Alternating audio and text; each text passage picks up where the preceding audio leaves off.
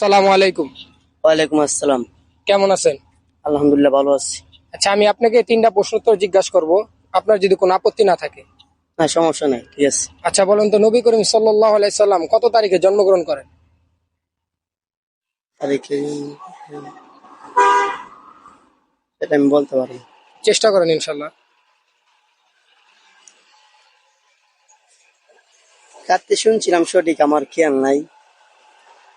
আলহামদুলিল্লাহ, তারে তিনটা প্রশ্ন করার কথা ছিল, তিনি প্রথম উত্তরটা ভুল দিয়েছেন। প্রথম উত্তরটা হবে যে 12 রবিউল তারিখে নবী করিম সাল্লাল্লাহু আলাইহি সাল্লাম জন্মগ্রহণ করেন। তাকে 2 নম্বর প্রশ্নটা করা হইতেছে। আচ্ছা বলেন, নবী করিম সাল্লাল্লাহু আলাইহি সাল্লাম কত বছর ইন্তেকাল করেন? কত বছর ইন্তেকাল করেন সেটাও আমি বলতে পারি নাই। তার 2 নম্বর প্রশ্নটা করা হয়েছে, তিনি এটার উত্তরও দিতে পারে নাই। দ্বিতীয় নম্বর প্রশ্ন করছিলাম যে নবী করিম সাল্লাল্লাহু আলাইহি সাল্লাম কত বছর বয়সে ইন্তেকাল করেন? নবী করিম সাল্লাল্লাহু আলাইহি সাল্লাম 63 বছর বয়সে ইন্তেকাল করেন। কত বছরে? 63 বছর। 3 নম্বর প্রশ্নটি তাকে করা হইতেছে। আচ্ছা বল, আমাদের নবীজির নাম কি? মোহাম্মদ সাল্লাল্লাহু আলাইহি সাল্লাম। আলহামদুলিল্লাহ, তার 3টা প্রশ্ন করার কথা ছিল, তিনি লাস্টের প্রশ্নটা সঠিক দিচ্ছেন। আল্লাহ তাআলার কাছে দোয়া করি তারা যে 5 ওয়াক্ত নামাজ জামাতের সাথে পড়ার তৌফিক দান করে এবং নেক হায়াত দান করে। আমিন। আসসালামু আলাইকুম। ওয়ালাইকুম সালাম রহমতুল্লাহ বারাকাতুহু। কেমন আছেন? আলহামদুলিল্লাহ ভালো। আচ্ছা, আমি আপনাকে 3টা প্রশ্ন উত্তর জিজ্ঞাসা করবো, যদি আপনার কোনো আপত্তি না থাকে। বলেন। আচ্ছা বলেন তো, আল্লাহ 99 নাম মুখস্থ করলে এবং তার উপরে আমল করলে আল্লাহ তাআলা আমাদের কি দিবেন? আল্লাহ তাআলা আপনার আয় রোজগার বৃদ্ধি দিব, আমাদের সুস্থ রাখবো। আল্লাহ তাআলা 99 নাম মুখস্থ করলে এবং তার উপরে আমল করলে আল্লাহ আমাদের কি দিবেন? আল্লাহ তাআলা হয়তো অনেক কি দিব। আচ্ছা, তাকে 3টা প্রশ্ন করার কথা ছিল, তিনি প্রথম উত্তরটাই ভুল দিচ্ছেন। আল্লাহ তাআলা 99 নাম মুখস্থ করলে এবং তার উপরে আমল করলে আল্লাহ তাআলা আমাদের জান্নাত দান করবে। কি করবে? জান্নাত দান করবেন। আচ্ছা, তাকে 2 নম্বর প্রশ্নটা করা হইতেছে। আচ্ছা বলেন তো, কোরআন শরীফ নাজিল হইতে কত বছর সময় লাগছে? আমি সঠিক আমার জানা নাই। চেষ্টা করেন ইনশাল্লাহ। আমি জানা নাই এটা আমার। আচ্ছা, তার 3টা প্রশ্ন করার কথা ছিল, তার 2য় নম্বর প্রশ্নটা করা হয়েছে যে কোরআন শরীফ নাজিল হইতে কত বছর সময় লাগছে?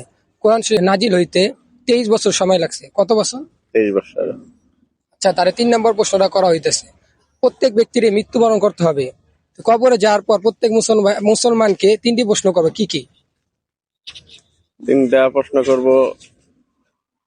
আপনার তোমার রবকে, জি। তোমার দিনকে, তারপরে হলো আরেকটু আছে ইনশাল্লাহ, চেষ্টা করেন।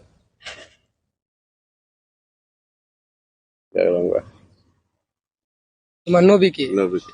যাক আলহামদুলিল্লাহ, তার 3টা প্রশ্ন করার কথা ছিল, তিনি 2টা উত্তর সঠিক দিতে পারেন নাই, লাস্টেরটা চেষ্টা করছেন। আলহামদুলিল্লাহ, তিনি লাস্টের উত্তরটা সঠিক দিচ্ছেন। আল্লাহ তাআলার কাছে দোয়া করি আল্লাহ তাআলা তারা যেন 5 ওয়াক্ত নামাজ জামাতের সাথে পড়া তৌফিক দান করুক, নেক হায়াত দান করুক। আসসালামু আলাইকুম। ওয়ালাইকুম আসসালাম। কেমন আছেন? আলহামদুলিল্লাহ ভালো আছি। আচ্ছা, আমি আপনাকে 3টা প্রশ্ন উত্তর জিজ্ঞাসা করবো, যদি আপনার কোনো আপত্তি না থাকে। আচ্ছা করেন। আচ্ছা বলেন তো, পবিত্র কোরআন শরীফ নাজিল হইতে কত বছর সময় লাগছে? ওই আমার তো তেমন জানা নাই ভাই। চেষ্টা করেন ইনশাল্লাহ। পারছি না ভাই। আলহামদুলিল্লাহ, তার 3টা প্রশ্ন করার কথা ছিল, তিনি প্রথম উত্তরটা সঠিক দিতে পারেন নাই। তাই প্রথম উত্তরটা হবে যে 23 বছর সময় লাগছে পবিত্র আল কোরআন নাজিল হইতে। কত বছর? 23 বছর। আচ্ছা, তাকে 2য় নম্বর প্রশ্নটা করা হইতেছে। আচ্ছা বলেন তো, পবিত্র কোরআন শরীফে একটা শ্রেষ্ঠ আয়াত আছে, সেই আয়াতটা কি? সহি আছেন। কত সূরা? এই আয়াত আয়াত সঠিক জানা নেই ভাই। তাহলে 2 নম্বর প্রশ্নটা করা হয়েছে, 2 নম্বর প্রশ্নটা তিনি সঠিক দিতে পারেন নাই। 2 নম্বর প্রশ্নটা হবে আয়াতুল কুরসি কোরআন শরীফের সবচেয়ে বড় শ্রেষ্ঠ আয়াত কোনটা? আয়াতুল কুরসি। আচ্ছা, তাকে 3 নম্বর প্রশ্ন করা হইতেছে। আচ্ছা বলেন তো, আমাদের আদি পিতাকে? আদি পিতা ইব্রাহিম আলাইহিস সালাম। উনি তো আমার জাতীয় পিতা। এই আদম আলাইহিস সালাম। আলহামদুলিল্লাহ, তার 3টা প্রশ্ন করা হয়েছে, তিনি লাস্টের উত্তরটা সঠিক দিতে পারছেন, প্রথম 2টি উত্তর সঠিক দিতে পারেন নাই। তা আল্লাহ তাআলার কাছে দোয়া করি যে আল্লাহ তাআলা তার 5 ওয়াক্ত নামাজ জামাতের সাথে পড়া তৌফিক দান করুক এবং নেক হায়াত দান করুক। আমিন। আমিন। আসসালামু আলাইকুম। ওয়ালাইকুম সালাম। কেমন আছেন? আলহামদুলিল্লাহ ভালো আছি। আচ্ছা, আমি আপনাকে 3টা প্রশ্ন উত্তর জিজ্ঞাসা করবো, যদি আপনার কোনো আপত্তি না থাকে। বলেন। আচ্ছা বলেন তো, সর্বপ্রথম পবিত্র কোরআন শরীফ কে একত্রিত করেন? কে? সর্বপ্রথম পবিত্র কোরআন শরীফ কে একত্রিত করেন? নবীজি ছাড়া আর কে করে? ওনার কাছে তো নাজিল হয়েছে, কিন্তু একত্রিত করছে পুরাটা। আল্লাহর হুকুম হয়েছে, আল্লাহ নাজিল করছে। আলহামদুলিল্লাহ, তার 3টা প্রশ্ন করার কথা ছিল, তিনি প্রথম উত্তরটা ভুল দিচ্ছেন। প্রথম উত্তরটা যে হযরত আবু বকর রাদিয়াল্লাহু তাআলা আনহু পবিত্র কোরআন শরীফটা একত্রিত করেন, তাকে 2 নম্বর প্রশ্নটা করা হইতেছে। আচ্ছা বলেন তো, পবিত্র কোরআন শরীফে কোন সূরার মধ্যে মিম নেই? নিন, কোন সূরার মধ্যে মিম নেই? এটা পারবো না। আলহামদুলিল্লাহ, তারা 3টা প্রশ্ন করার কথা ছিল, তারা 2 নম্বর প্রশ্নটা করছি, যে পবিত্র কোরআন শরীফে কোন সূরার ভিতরে মিম নেই?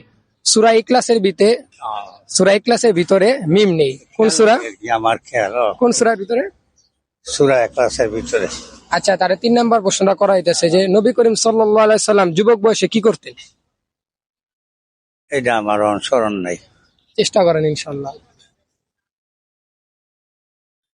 আচ্ছা, তারে 3টা প্রশ্ন করার কথা ছিল, প্রথমদের উত্তরও তিনি দিতে পারেন নাই, লাস্ট উত্তরটাও তিনি দিতে পারেন নাই। লাস্ট উত্তরটা হবে যে নবী করিম সাল্লাল্লাহু আলাইহি সাল্লাম যুবক বয়সে ব্যবসা করতেন। আল্লাহ তাআলার কাছে দোয়া করি যে আল্লাহ তাআলা তারে নেক হায়াত দান করুক, 5 ওয়াক্ত নামাজ আমাদের সাথে পড়ার তৌফিক দান। আসসালামু আলাইকুম, দা ইসলামিক মাইন্ড স্টুডিও চ্যানেলে আপনাদের স্বাগতম। আমাদের ভিডিওটা যদি ভালো লেগে থাকে প্লিজ সাবস্ক্রাইব, ফলো, শেয়ার করে পাশে থাকবেন। আসসালামু আলাইকুম।